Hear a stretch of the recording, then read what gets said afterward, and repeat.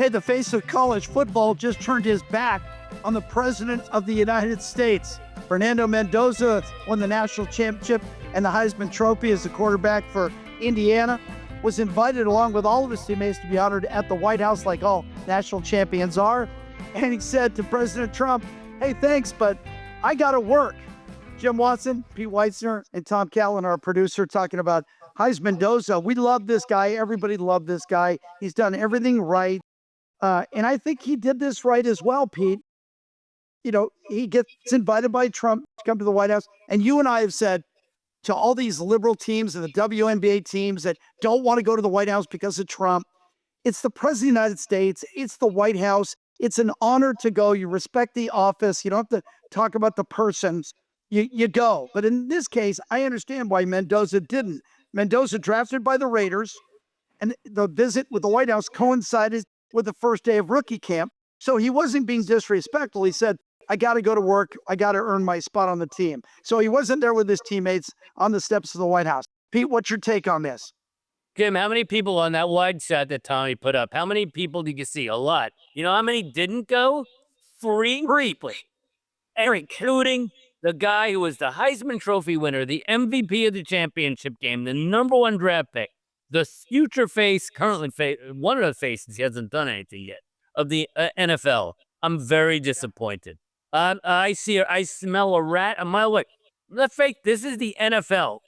With the exception of the NBA, there's no more. This is the National Woke Football League. He's getting, isn't my feeling alone, he's getting some bad advice. And I have additional information on this. As you know, I got to see Morgan Wallen in Las Vegas. Wait a minute. So, we know all about you being a Morgan Wallen super fan, but and you wanted, yeah, he does. If for people who don't know, Morgan Wallen, everyone wanted him to be the walkout. Let me explain it to people who don't know, Pete. Morgan Wallen always has a local celebrity or some famous face do the walkout with him when he takes the stage, which a really cool idea.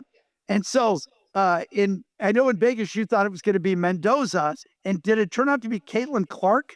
Is that who you? So it turned out to be. We'll get to Caitlin Clark. He went from Vegas to Indianapolis, and Caitlin Clark, who bent the knee to talk about a woke league to the WNBA, right? For years. Oh, thank you, Cheryl Swoops. Thank you all. But she came out and she's getting a raft of, but God bless Caitlin Clark. So a year ago when he played in Vegas, Tom Brady, Floyd Mayweather, Max Crosby, they didn't feel any. And he said he came out, nobody came out with it. He goes, I had 5 people lined up. You know, and those right. This is all my conjecture, but I think he's getting some bad advice.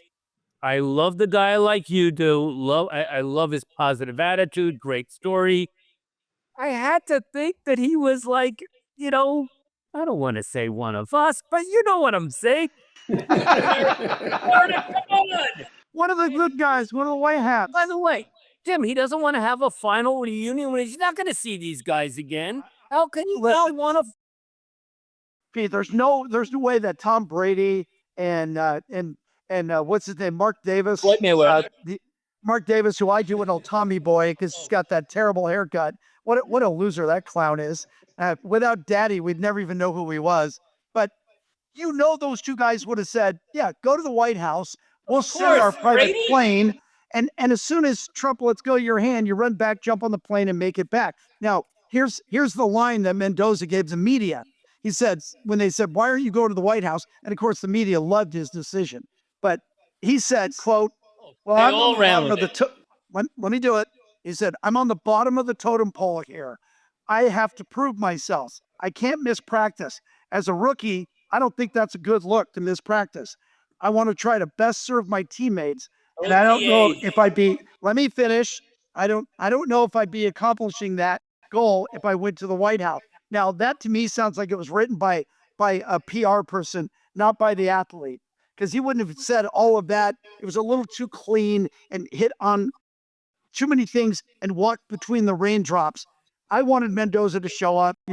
Him and Trump holding up the jersey with Trump's name on it. Just do it. But maybe got bad advice. Maybe people said it's going to hurt endorsements. The league's not going to like you for doing it. Yeah, all three NFL guys from Indiana, they all balked and missed the White House. Horrible decision. He's from Indiana, Yep. 30-plus margin for whatever Republican runs in any race. Not that that shouldn't have been a factor, but it should have been a factor. And Jim, who was the guy, the USA hockey guy who passed away like last year, who was the only guy to miss one of the reunions? Was it John? I don't want to. But how can Was not? is it Pavlich? It was Yeah, he was the one. He was the one guy that wouldn't ever go back for any of the reunions. How can you He's not kind of go an for that?